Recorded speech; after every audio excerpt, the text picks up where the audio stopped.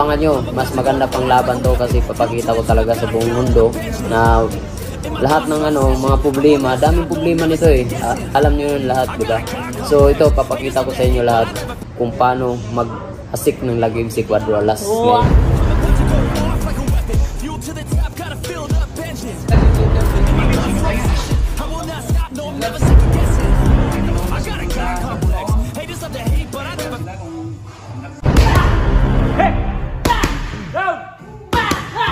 So guys, this time kakatapos na namin magtakbo.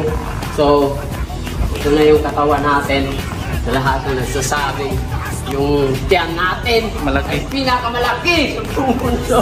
Wala akong pakialam, no?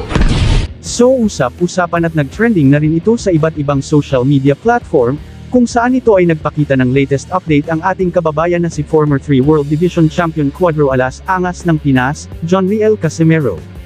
Makikita nga dito ang bato-bato niyang katawan na kitang-kita na sobrang physically fit pagdating sa kanyang katawan, isang buwan bago ang kanyang laban kontra sa former world title challenger, Saul Sanchez na isang napakalakas na boksingero ng bansang Mexico. The left hook is down. Another right hand drops him again. Go down. A combination and that's it. That left hook landed right in the chin of. Sobrang nag-aalala ang mga boxing fans ng ating kababayan na si Jonriel Casimero nang maglabas ng litrato na isa na itong bilog na bilog at busog na busog ang tiyan nito. Ngunit sa loob ng 2 buwan ay ito na siya ngayon at may solido na pangangatawan at nasa magandang kondisyon. Ayon kay Cuadro Alas Angas ng Pinas, Jonriel Casimero, ay talagang nag-e-ensayo talaga siya ng mabuti, kung saan ay tuloy-tuloy ang kanyang pag-ensayo hanggang maabot niya ang tamang timbang, araw-araw din siya umano nag-e-ensayo para panatilihin ang maganda niyang kondisyon. Dahil dyan ay kitang-kita sa kanya ang pagiging porsigido na manalo siya sa laban kontra Saul Sanchez. Gusto kasi ni Cuadro Alas Jonriel Casimero magpakita ng isang maganda at impresibong laban kontra Saul Sanchez. Dahil kung inyong maalala ang laban niya kontra sa former IBF Super Bantamweight World Champion, Yukinori Uguni at Rai Akaho ay hindi po naging maganda at impresibo ang naging resulta dito.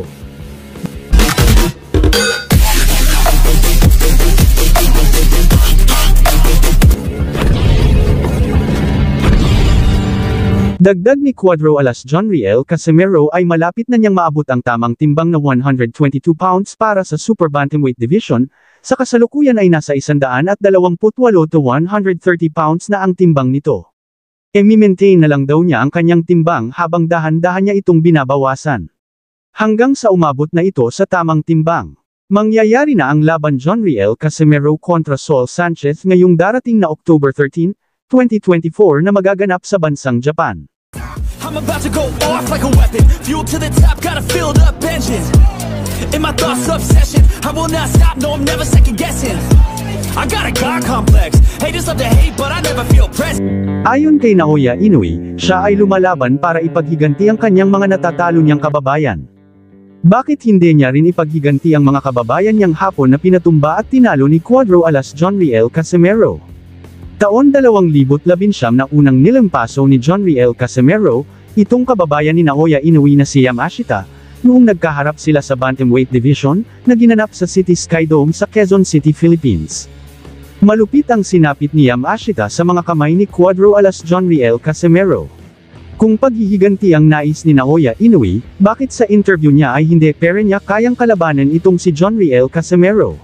Gusto rin ng buong boxing fans ng bansang Japan na labanan ni Naoya Inoue itong si Jonriel Casimero, ngunit tila nagbingi-bingihan lang ito at ayaw labanan si Jonriel Casimero aka Cuadro Alas ng Pinas. Buwan ng December taon 2022, dumating na naman ang isang kababayan ni Naoya Inoue na pinataob ni Cuadro Alas Jonriel Casimero na si Rai Akaho. Nagkunwari itong masama ang tama niya sa batok, pero sa likod ng drama na ito ay hindi na talaga kinaya pa magpatuloy ni Akaho sa laban na iyon, dahil basag na pala ang panga nito. Kaya gumawa na lang ng drama, para hindi halata ang kanyang pagsuko sa laban niya kontra Jonriel Casimero. Dito balikan ulit natin ang sinabi ni Naoya Inoue na paghihiganti.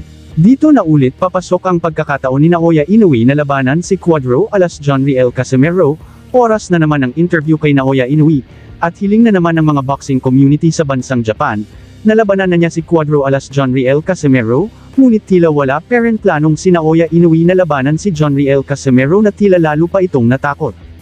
Lumipas ang 10 buwan matapos ang labanan Jonriel Casimero kontra Ray Akaho ay muling lumaban muli ang ating kababayan na si Jonriel Casimero, sa kababayan muli ni Naoya Inoue, at mismong ka-sparring partner ni Naoya Inoue itong si Yukinori Uguni. Ngunit tila planado ang laban na ito dahil halos pati ang referee ay kasabwat ng Team Uguni dahil lahat ng pabor ay panig kay Yukinori Uguni. Ngunit hindi papatinag si Jonriel Casimero at muli niya itong pinasuko sa pamamagitan ng pagdadrama na ni Yukinori Uguni. Ngunit sa likod ng drama niya ay hindi na niya talaga kinaya ang lakas ni Jonriel Casimero dahilan ng pagtigil na ng laban na naging resulta sa isang draw. At muli, dito mauulit na naman ang pagkakataon ni Naoya Inoue na kalabanan si Jonriel Casimero, para ipaghiganti ang kanyang kababayan at sparring partner niya na si Yukinori Uguni. Ngunit noong in-interview siya muli ng Japan media tungkol sa labanan Naoya Inoue kontra Jonriel Casimero, ay tila grabe na ang takot nito, hindi pera niya ito lalabanan, dahil sa mga nakita na lakas ng ating kababayan na si Cuadro alas Jonriel Casimero sa ibabaw ng boxing ring. Ang tanong ng karamihan ay kung bakit takot at pilit iniiwasan ni Naoya Inoue si Jonriel Casimero. Siguro kasi ay alam niya na hindi niya ito kayang patumbahin. Kung kayo ang tatanungin guys, ano kaya ang posibleng pinakadahilan kung bakit hanggang ngayon ay hindi pero natutuloy ang pinakagusto ng lahat na maglaban sa ibabaw ng boxing ring si Naoya Inoue at Jonriel Casimero? Just comment down below.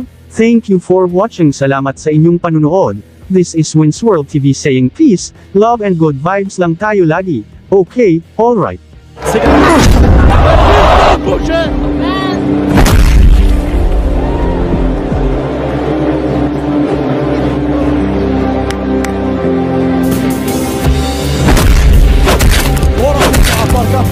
Başlayan ve yumruk kombinasyonu